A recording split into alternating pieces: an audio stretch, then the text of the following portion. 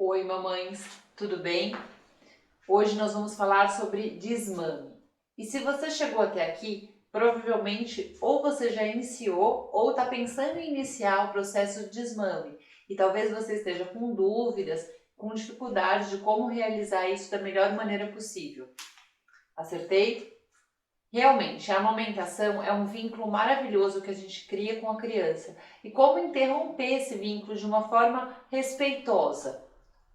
Segundo a Organização Mundial da Saúde, o recomendado é que a gente amamente a criança até 2 anos ou mais. Mas isso muitas vezes não é realidade das mães. Às vezes tem mães que necessitam, ou pela questão de trabalho, ou por estarem se sentindo desconfortável por algum motivo, interromper a amamentação antes dos 2 anos ou até depois, mas não sabe exatamente como fazer isso de uma melhor maneira. Então, eu vou te dar 5 dicas para te ajudar a fazer esse processo com tranquilidade. Antes de eu te dar 5 dicas, a gente vai entender um pouquinho como funciona o desmame. Existem 2 tipos de desmame. O primeiro desmame é o desmame natural. O desmame natural seria a realidade perfeita, é o mais recomendado pelos especialistas de amamentação, é quando a criança naturalmente perde o interesse pela amamentação. Só que isso pode acontecer de uma forma curta, rápida, então a criança perder ali em algumas semanas o interesse da amamentação e perdendo e simplesmente parar de mamar, como isso pode demorar 6 meses, é um processo longo. E às vezes tem mães que não têm esse tempo, como eu falei, pela questão de trabalho ou por estarem desconfortáveis por um ou outro motivo. Eu não estou aqui para julgar, muito menos para estimular o desmame. Eu sou super a favor da amamentação e se você está tranquila e está confortável com a sua amamentação, não se preocupe muito com o que os outros estão falando. Pensa que a amamentação é uma relação entre duas pessoas, entre você e o seu bebê. Então, quando vocês estiverem confortáveis, ótimo.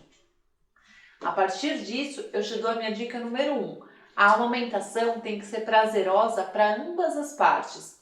Então, como eu falei, se você e seu bebê estão confortáveis com a amamentação, não se preocupa muito com os que as outras pessoas estão falando. Então, porque a criança já está grande, porque o pediatra falou que não tem mais a necessidade.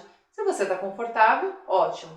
A partir do momento que a amamentação deixou de ser prazerosa para uma das duas partes, então, ou a criança naturalmente começou a perder o interesse, aquele desmame natural, ótimo, ou você, por algum motivo, está desconfortável. Ah, porque a criança está acordando demais, eu não estou conseguindo dormir, eu tenho que trabalhar no outro dia, a criança já está grande, eu fico com vergonha no lugar que eu chego, está mordendo meu seio. E às vezes você já tentou fazer algumas coisas para resolver essa questão e não conseguiu, então você optou pelo desmame, tá? Então, dica número 1 é essa. A amamentação deixou de ser prazerosa para uma das duas partes. A dica número 2, entenda a rotina da mamada. Isso é muito importante por duas questões. A primeira é que às vezes a criança já pode estar dando alguns sinais de desmame natural e você nem percebeu.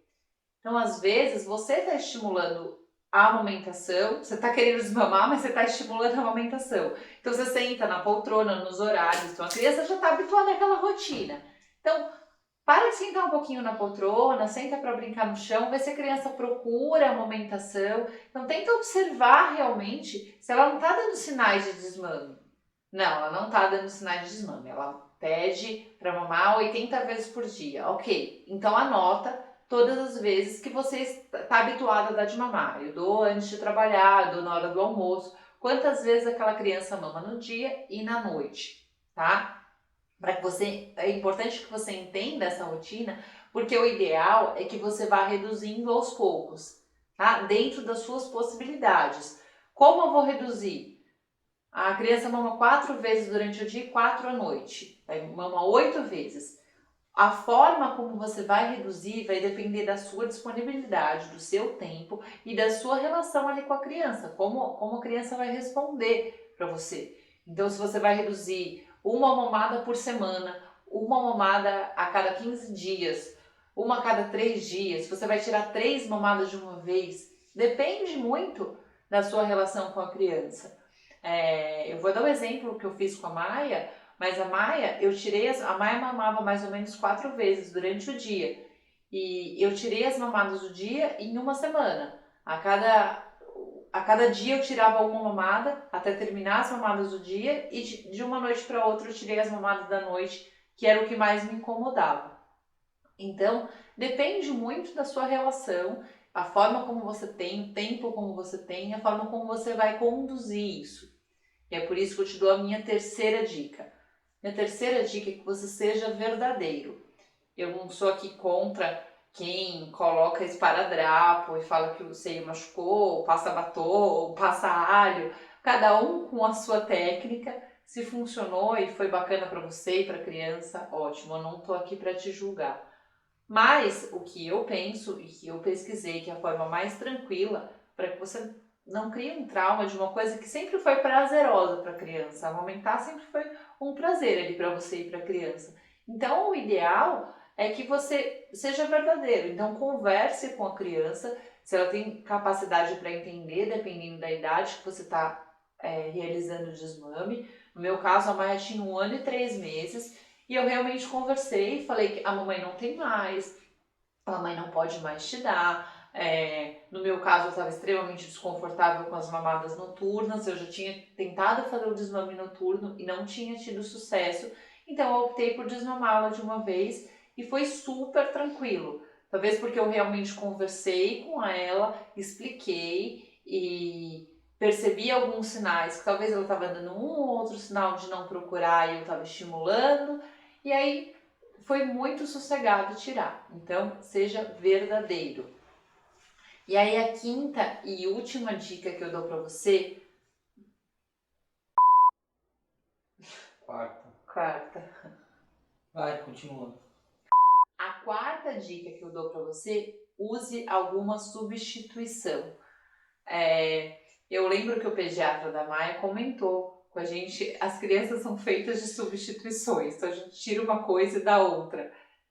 Quando eu comentei que eu estava interessada em fazer o desmame. E ele me deu uma dica de usar alguma coisa para substituir realmente o seio, o que a Maia mais sentiria falta, talvez seja para dormir, né? O aconchego para dormir. E eu comprei uma naninha para ela.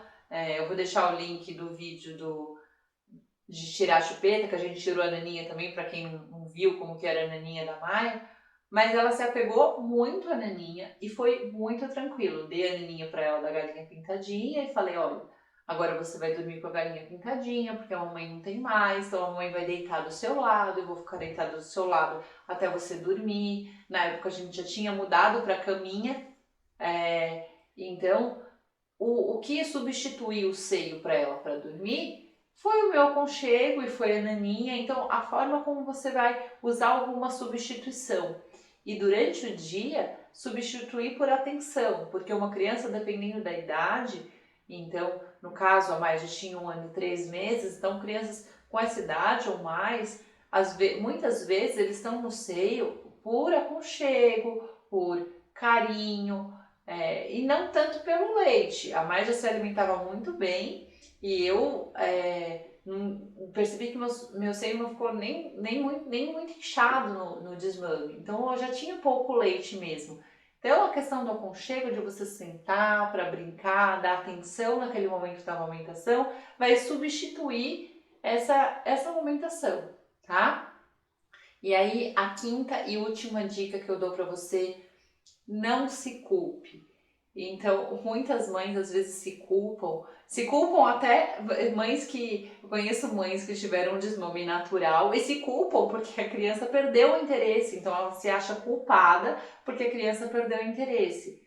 Não, era o momento dela de não mamar mais, para ela estava tudo bem, independente da idade dela, e algumas mães não se culpam por às vezes não conseguirem prolongar essa amamentação. Eu não consegui amamentar até os 2 anos. Eu não consegui amamentar o quanto eu gostaria de amamentar. Então, realmente não se culpe. Como eu falei, eu não estou aqui para estimular o desmame. Eu sou super a favor da amamentação, mas estou para ajudar as mães a entenderem que há outras formas de você amamentar a criança. Então tem mães que às vezes ali, por não terem leite ou terem outros problemas que tiveram que desmamar a criança muito cedo, encontram outras formas de criar vínculos com a criança. Então, uma vez eu vi um vídeo de uma pediatra especialista em amamentação que foi muito tocante. Então ela falava: você amamenta quando você senta no chão para brincar, você amamenta quando você deita do lado para dormir, você amamenta quando você conta uma história. Então crie um vínculo com seu filho além da amamentação, tá bom? Essas foram as 5 dicas. Eu espero ter ajudado vocês. Eu peço, se vocês gostaram desse vídeo, que vocês curtam, se inscrevam no canal para receber e ativem as notificações para receberem outros avisos de vídeos como esses e compartilhem com outras mães que estão passando por isso também, tá bom? Um beijo!